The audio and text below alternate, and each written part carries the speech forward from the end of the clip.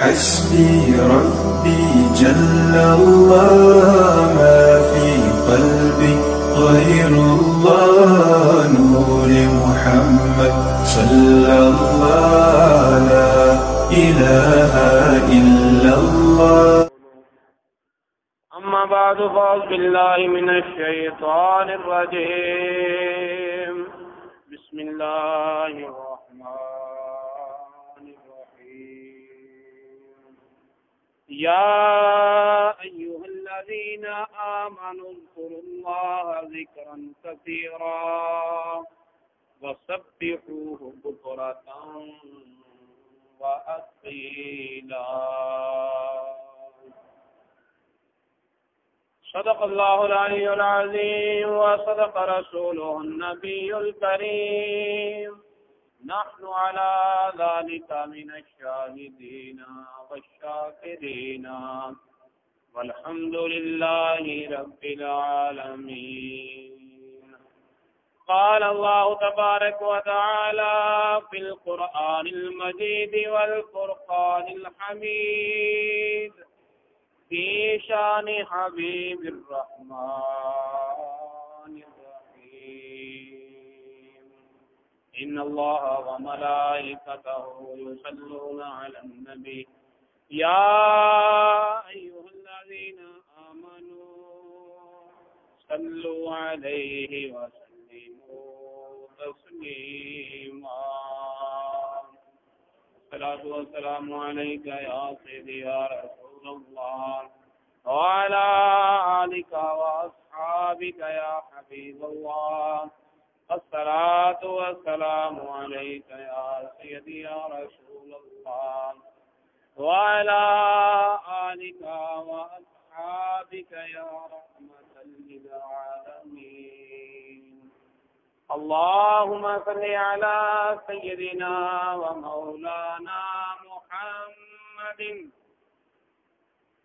كريم الآباء والأمهات وعلى آله وأصحابه وأولياء أمته وعلماء ملته وأمته أجمعين. عدد كرمك يا كريم يا كريم يا كريم يا كريم.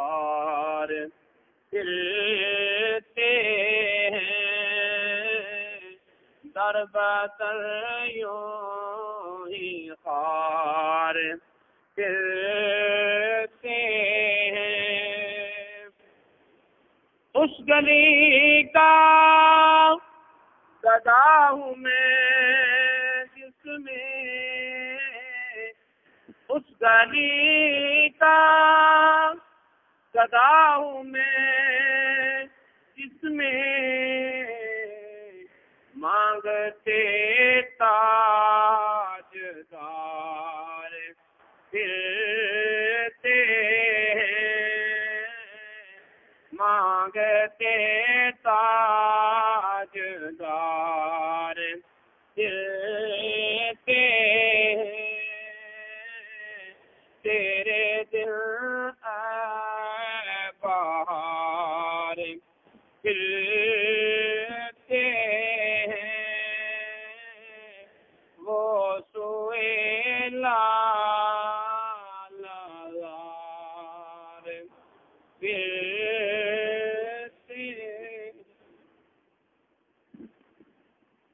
العزت کی حمد و ثنا اللہ رب العزت کے پیارے محبوب خدا تاجدار فتوحا قبلہ کونین نور مجسم حبیب کبریا احمد مجتبی محمد مصطفیٰ صلی اللہ تعالی علیہ وآلہ وسلم کی پاک بارگاہ بےکس پناہ میں ہدیہ درود و سلام پیش کرنے کے بعد حاضرین محترم، قرآن پاک 22واں پارہ سورہ الاحزاب کی 41 اور 42 نمبر آیہ کریمہ کو تلاوت کرنے کا شرف حاصل کیا۔ اللہ رب العزت نے اس آیہ کریمہ میں ارشاد فرمایا، یا ایھا الذین آمنوا، اے ایمان والو، اذکروا اللہ ذکرا کثیرا، اللہ کا ذکر کثرت سے کیا گیا، اللہ کا ذکر کثرت کے ساتھ کیا گیا۔ وَسَبِّحُوهُ بُكْرَةً وَأَصِيلًا، بالخصوص صبح کے وقت اور شام کے وقت اس کی تسبیح بیان کیا کرو۔ تسبیح بیان کرنے کا مطلب ہے سبحان اللہ کہنا، سبحان اللہ سبحان اللہ سبحان اللہ سبحان اللہ، یہ اللہ تعالیٰ کی تسبیح۔ سبحانک اللہم سبحانک اللہم سبحانک اللہم، یہ بھی ایک تسبیح کا انداز ہے جس سے نماز کی ثنا کا آغاز ہوتا ہے۔ سبحان ربی الاعلی، سبحان ربی الاعلی، سبحان ربی الاعلی، اسی طرح سبحان ربی العظیم، سبحان ربی العظیم، سبحان ربی الکریم، سبحان ربی الرحمن، سبحان ربی الرحیم، سبحان ربی الغفار، سبحان ربی القہار، سبحان ربی الجبار، سبحان ربی الحنان، سبحان ربی المنان۔ یہ سارے انداز ہیں، یہ نہیں تعین کیا گیا کہ کس انداز کے ساتھ تم میری تسبیح بیان کرو، لیکن یہ ضرور حکم دیا گیا ہے کہ ایمان والو، جب صبح سورج طلوع کر رہا ہو، جب شام کو رات اپنی تاریکیاں پھیلا رہی ہو، تو آغاز نہار کے وقت بھی اور ابتدائے لیل کے وقت بھی بالخصوص اپنے رب کی پاکی بیان کیا۔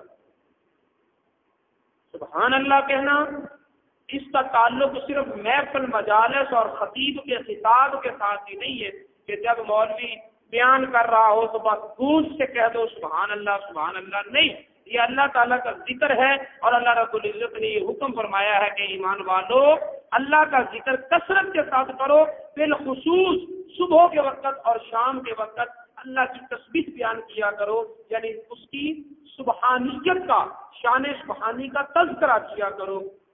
اللہ رب العزت کے پیارے محبوب صلی اللہ تعالی علیہ وآلہ وسلم معراج کو گئے تو حضرت ابراہیم خلیل اللہ علیہ السلام کے ساتھ ملاقات ہوئی۔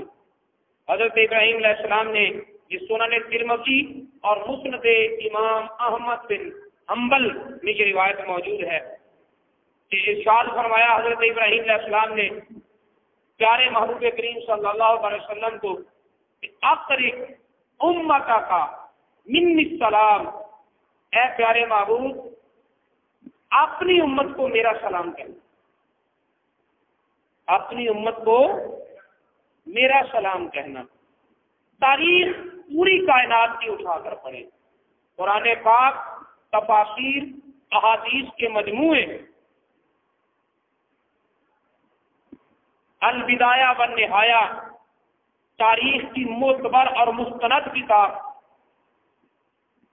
تاریخ فرشتہ، تاریخ طبری، تمام تاریخیں پڑھے.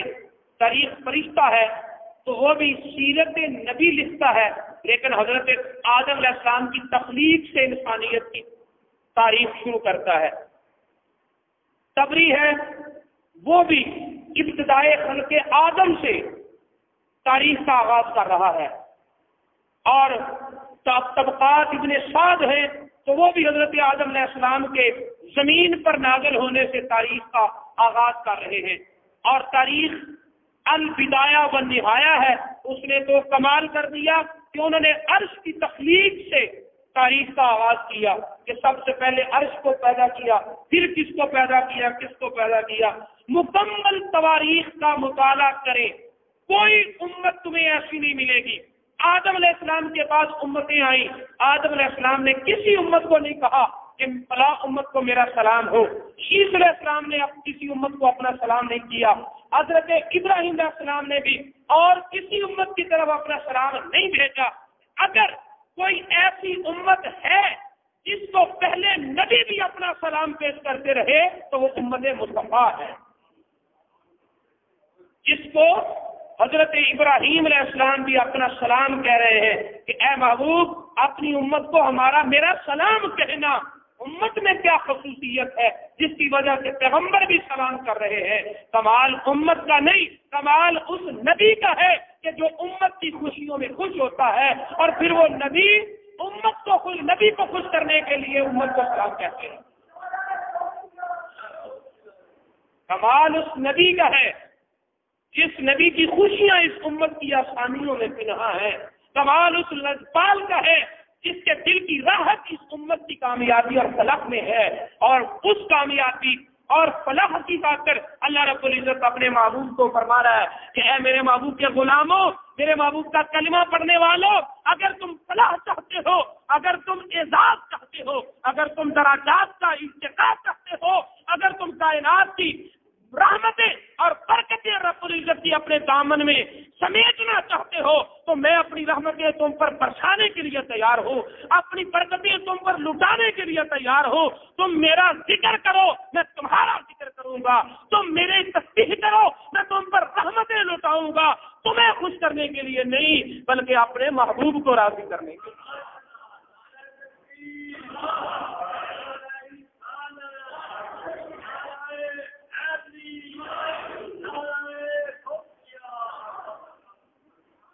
تمام امتوں میں جو قوانین تھے وہی تھے، کوئی شارٹ کٹ راستے نہیں دیے گئے تھے، ان میں کوئی استثنائی صورتیں نہیں رکھی گئی تھیں. لیکن ایک طریق اسلام ہے، مذہب اسلام ہے. نبی پاک صلی اللہ علیہ وسلم کی امت کو یہ اعزاز ہے کہ ایک پورا شیڈول دینے کے بعد شارٹ کٹ راستے بھی دیے گئے. پورا شیڈول دینے کے بعد شارٹ کٹ راستے بھی رکھے گئے. پھر تمام احکامات نازل کرنے کے بعد ہر حکم میں استثنائی جہتیں بھی رکھی گئی کہ جو بیمار ہو جائے، جو مجبور ہو جائے، جو بے عقل ہو، جو کم فہم ہو، تو ان کے لیے استثنائی صورتیں بھی رکھی گئی. انہی شارٹ کٹ راستوں میں حضرت ابو ہریرہ رضی اللہ تعالیٰ عنہ کی یہ حدیث جس کو امام مسند امام احمد بن حنبل میں لکھا گیا، نبی پاک صلی اللہ علیہ وسلم نے فرمایا الا انبئکم بخیر اعمالکم، اے میرے صحابیوں کیا میں تمہیں بہترین عمل نہ بتاؤں، ایسا عمل نہ بتاؤں جو سارے اعمال سے بڑھ کر ہے، ایسا عمل نہ بتاؤں وَأَزْكَاهَا جو تمام اعمال میں سے پاکیزہ ترین عمل ہے. اعمال تو سارے پاکیزہ ہیں، نماز پاکیزہ ہے، روزہ پاکیزہ ہے، حج زکات پاکیزہ ہے، صدقات خیرات پاکیزہ ہیں، ہر خدمت خلق پاکیزہ اعمال ہے. تو ان کی پاکیزگی کا کیا مطلب؟ ان کی پاکیزگی کا مطلب یہ ہے کہ ان اعمال کو کرنے والے کو اللہ تعالیٰ روحانی پاکیزگی دیتا ہے، اس کی نفسانی غلاظتیں ختم ہو جاتی ہیں، بشریت کی علائشیں ماند پڑ جاتی ہے اور روحانیت کا نور غالب ہو جاتا ہے. یہ پاکیزگی ہے. وہ عمل نہ بتاؤں جو تمہاری بشریت کے علائق سے تمہیں نجات دے دے، تمہیں نفسانیت کی علائشوں سے پاک کر دے اور تمہاری روح کو تزکیہ نفس کر کے، تزکیہ قلب کر کے روح کی نورانیت کا غالب کر دے. کیا ایسا عمل نہ بتاؤں؟ عند ملیککم، تمہارے مالک کی بارگاہ میں اس کا درجہ بھی بہت زیادہ ہو. وَأَرْفَعِهَا فِي دَرَجَاتِكُمْ، اور اگر تم اس عمل کو اختیار کر لو تو پھر تمہارے درجہ نہیں درجے، تمہارا درجہ نہ بڑھے بلکہ تمہارے درجات بڑھے. ایسا کام نہ بتاؤں؟ اور پھر بولا وَخَيْرٍ بِخَيْرٍ لَكُمْ مِنْ إِنْفَاقِ الذَّهَبِ وَالْفِضَّةِ، اور تمہارے حق میں وہ سونا چاندی کی خیرات کرنے سے بھی بہتر ہو. سونا چاندی خیرات کرنے سے بھی بہتر ہو. وَأَن تَلْقُوا عَدُوَّكُمْ فَتَضْرِبُوا أَعْنَاقَهُمْ وَيَضْرِبُوا أَعْنَاقَكُمْ، اور وہ اس سے بھی بڑھ کر ہو کہ تم اعلاء کلمۃ الحق کی خاطر، اللہ کی رضا کی خاطر اپنی جانوں کو لے کر دشمن کے ساتھ ٹکر لے لو، جہاد کی صفوں میں کھڑے ہو جاؤ، پھر تمہاری تلواریں دشمنوں کے سر اڑائیں اور دشمنوں کی تلواریں تمہیں شہادت کا جام پلائیں. ارے اس شہادت کا جام پینے سے بھی جب تمہارے حق میں بہتر ہو، تمہیں وہ کام نہ بتاؤں؟ تمہیں وہ کام نہ بتاؤں؟ ماں باپ کو چھوڑ کے گئے، بہن بھائی رشتے داروں کو چھوڑ کر گئے، مال جان اولاد اور دولت کو چھوڑ کر گئے، زمین رقبہ جات باغات کو چھوڑ کر گئے، اور پھر جا کر اپنی جان بھی لٹا دی، اپنا مال بھی لٹا دیا، اور اس درجے سے بھی تمہارے حق میں وہ عمل بہتر ہو، وہ عمل نہ بتاؤں؟ جب اتنی باتیں سنی تو صحابہ کرام کہنے لگے وما ذالک یا رسول اللہ، یا رسول اللہ وہ عمل ہے کیا؟ وہ کیا عمل ہے؟ سارے اعمال سے بہتر ہے. وہ کون سا عمل ہے جو روح کو پاکیزگی دیتا ہے؟ وہ کون سا عمل ہے جو اللہ کی بارگاہ میں درجات کو بڑھاتا ہے؟ وہ کون سا عمل ہے جو سونا اور چاندی کو خیرات کرنے سے بھی بڑھ کر ہے؟ وہ کون سا عمل ہے جو جہاد کرنے، شہادت کا درجہ پانے سے بھی بڑھ کر ہے؟ وہ عمل کیا ہے؟ تو رسول اللہ صلی اللہ علیہ وسلم نے فرمایا ذکر اللہ، اللہ کا ذکر کرنا، اللہ کا ذکر کرنا. یہ اللہ کا ذکر یہ درجات دیتا ہے، سونے چاندی کی خیرات سے بڑھ کر ہے. زبانوں کو اپنے اللہ کے ذکر سے تر کرو، اپنی روحوں کو اپنے اللہ کے ذکر سے منور کرو، اپنے دلوں کو اللہ کے ذکر سے آباد اور شاد کرو. آج ہمارے گھروں کے گھر اللہ کی یاد سے خالی ہو گئے. کہاں سے ڈھونڈے وہ وقت کہ جب صبح فجر کی اذان بعد میں ہوتی تھی اور ہر گھر سے لا الہ الا اللہ کی پکار پہلے بلند ہوتی تھی. کہیں لا الہ الا اللہ کا ورد ہو رہا ہے، کسی گھر سے اللہ اللہ اللہ کی آوازیں اٹھ رہی ہیں. آج گھروں کے گھر اللہ کے ذکر سے خالی ہو گئے. ہم نے کس پر بھروسہ کر لیا؟ ہم نے کس کو اپنی نجات کا سامان بنا دیا؟ کیوں ہم اپنے رب کے یاد سے غافل ہو گئے؟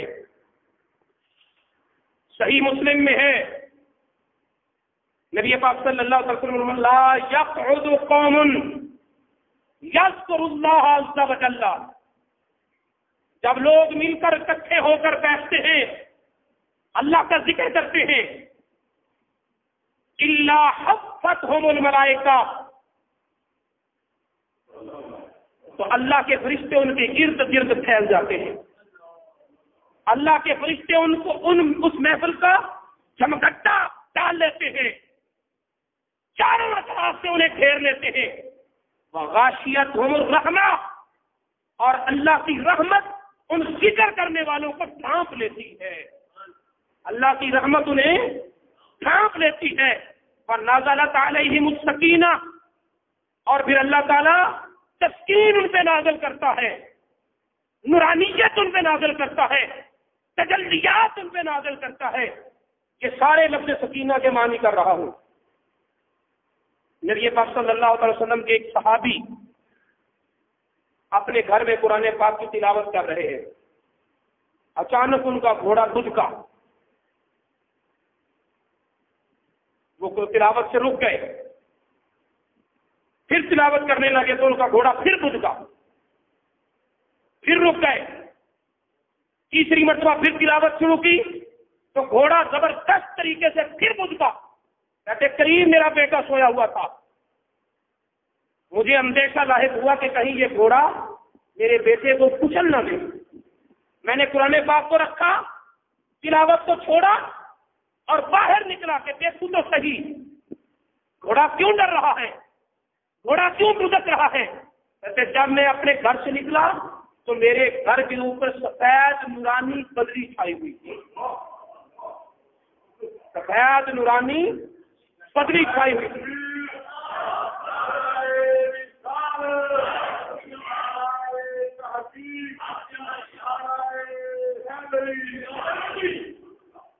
جب میں تلاوت کرتا تو وہ آسمان سے میرے گھر کے قریب سے قریب تر ہونے لگتی اور اسے دیکھ کر میرا گھوڑا گزرتا، اور جب میں تلاوت چھوڑ دیتا تو وہ بدلی جو تھی وہ آسمان کی طرف اٹھنے لگتی اور بلند ہوتی جاتی۔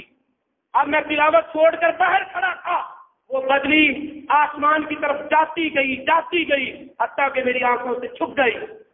صبح فجر کی نماز پڑھی، رسول پاک کی بارگاہ میں حاضر ہو کر عرض کیا رسول اللہ آج رات یہ واقعہ پیش آیا، تو نبی پاک صلی اللہ علیہ وسلم نے فرمایا اسی کو تو سکینہ کہتے ہیں، اسی کو تو سکینہ کہتے ہیں۔ جو اللہ تعالیٰ فرماتا ہے نا کہ میں اپنے ذکر کرنے والے بندوں پر سکینہ نازل کرتا ہوں، جس کا یہ یہاں ذکر ہے وَنَزَلَتْ عَلَيْهِمُ السَّكِينَةُ، ان پر سکینہ کا نزول ہوتا ہے، اسی کو تو سکینہ کہتے ہیں۔ سو اگر آنکھوں میں نہ آئے، آنکھیں اندھی ہوں، نہ کشف ہو سکے، نہ مشاہدہ ہو سکے، تو پھر دل کا سکون بن کے اترتی ہے، اور جسے آنکھوں کی بصیرت حاصل ہو جائے، جسے دل کی بصیرت حاصل ہو جائے تو پھر انہیں وہ تجلیات نظر بھی آتی ہیں جو اللہ کا ذکر کرتے ہیں، اللہ تعالیٰ ان پر سکینہ نازل کرتا ہے، تسکین نازل کرتا ہے، انوار نازل کرتا ہے، تجلیات کا نزول ہوتا ہے۔ اب جس کا جو درجہ ہوتا ہے ذکر سے وہ وہی بیٹھتا ہے، جس کا جو درجہ ہوتا ہے، جس کا جو مقام ہوتا ہے وہ اللہ کے ذکر سے وہی مقام حاصل کرتا ہے، اسی طرح کے درجے پاتا ہے۔ فرمایا جب لوگ مل کر اللہ کا ذکر کرتے ہیں تو اللہ کے فرشتے ان میں شامل ہو جاتے ہیں، اور اتنے ہوتے ہیں، فرشتوں کی تعداد اتنی زیادہ ہوتی ہے کہ گویا کہ یہ بندے ان فرشتوں کی کثرت میں گھر جاتے ہیں، چاروں طرف فرشتے ہی فرشتے ہوتے ہیں۔ وغاشیت علیہم الرحمہ، اور اوپر سے ان پر رحمت انہیں ڈھانپ لیتی ہے۔ نازلت علیہم السکینہ، اور سکینہ کا ان پر نزول ہوتا ہے، سکینہ کا ان پر نزول ہوتا ہے۔ فرمایا ابھی بس نہیں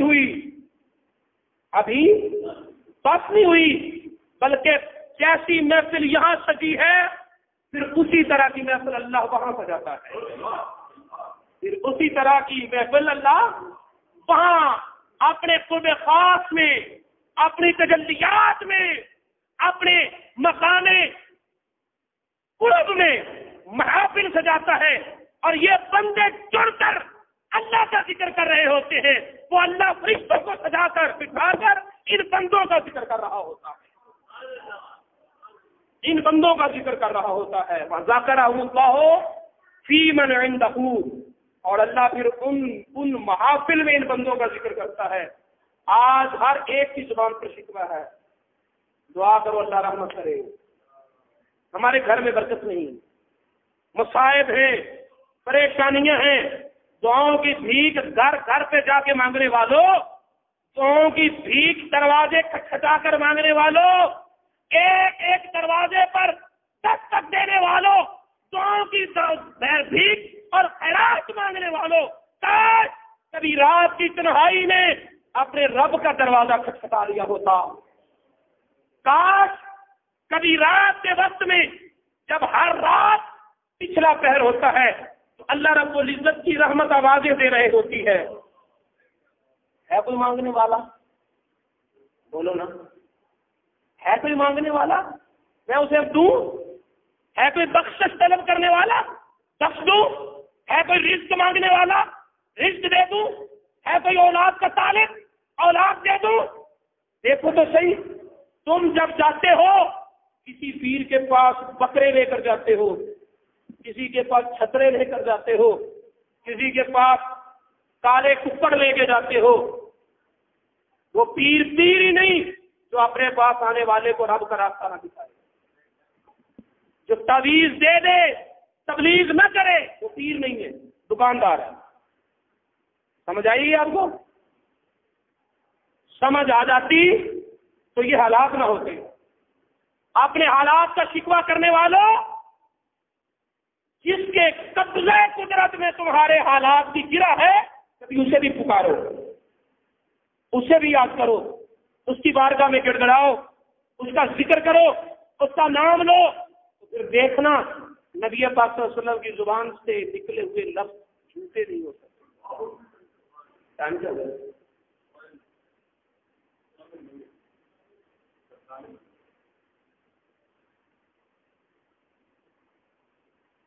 ایک سخت کافر جس کو ولید بن مغیرہ کہا جاتا ہے، توجہ ہے؟ اگر توجہ ہے تو ذرا بولے۔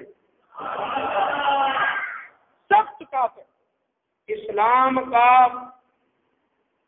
سخت دشمن، نبی پاک صلی اللہ علیہ وسلم نے فرمایا تیری اصل ٹھیک نہیں۔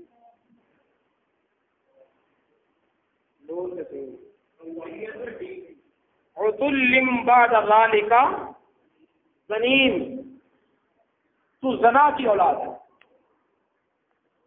تلوار لے کر اپنی ماں کے سر پہ نہ کھڑا ہو۔ ماں بتا میں کس کا بیٹا ہوں؟ کہنے لگی بیٹا تو بچہ تھا میں جوان تھی، تو جوان تھا اور میں ادھیڑ عمر میں تھی، اب تو بچوں والا ہے، تیرے اپنے بچے جوان ہو رہے ہیں اور میں بوڑھی ہوں، تجھے عمر کے کسی حصے پہ مجھ پہ شک نہیں ہوا۔ اب میرے منہ سے دانت گر گئے، چہرے پر جھریاں پڑ گئی، اب مجھ پہ شک کرتا ہے۔ کہتا ہے ماں مجھے تجھ پر اتنا یقین ہے کہ میں نے کبھی میرے دل میں تیری پاکیزگی کے بارے میں شک نہیں ہوا، ایسے ماحول میں نے تجھ پہ شک نہیں کیا جہاں زنا کو گناہ ہی نہیں سمجھا جاتا، ایسے ماحول میں رہنے کے باوجود میں نے تجھ پر شک نہیں کیا، لیکن اب میں نے شک نہیں کیا، اب مجھے یقین ہے، اس لیے کہ یہ اس نے کہا ہے جو کبھی جھوٹ نہیں بولتا،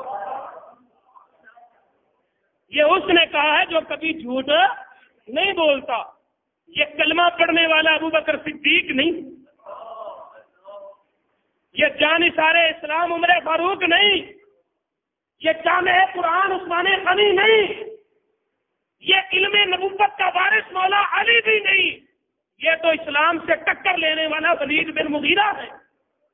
یہ ایک انکاری ہے، جو انکار کرنے والا ہے، سخت دشمن اسلام ہے، وہ بھی تسلیم کرتا ہے کہ جو مصطفیٰ کی زبان سے نکل جائے وہ ہو کر رہتا ہے، وہ مصطفیٰ کی زبان سے نکل جائے وہ ہو کر رہتا ہے۔ احد کے میدان میں ایک کافر کو نبی پاک صلی اللہ علیہ وسلم نے نیزہ مارا، تھوڑی سی خراش آئی، تھوڑی سی خراش، پوری طرح لہو بھی نہیں نکلا، وہ چیخنے لگا میں مر گیا، قاتلنی محمد قاتلنی محمد، مجھے مصطفیٰ نے قتل کر دیا، مجھے محمد عربی صلی اللہ علیہ وسلم نے جان سے مار ڈالا۔ ساتھیوں نے کہا کیوں روتا ہے، یہ کیسی بات ہے، اتنے زخم سے تو بچہ بھی نہیں مرتا، تو بڑا جوان ہے، اپنے آپ کو سمجھتا ہے کہ میں 100 مردوں کے مقابل اکیلا لڑ سکتا ہوں، اتنی خراب سے چیخنے لگا، چلانے لگا، کہنے لگا بات یہ نہیں، ایک مرتبہ مجھے محمد صلی اللہ علیہ وسلم نے کہا تھا کہ میں تجھے ماروں گا، میں تجھے ماروں گا۔ کہتے اس دن سے میرا دل کہتا تھا کہ اس نے تو نیزہ مارا ہے، اگر وہ مجھ پر تھوک بھی دیتا تو میں مار جاتا۔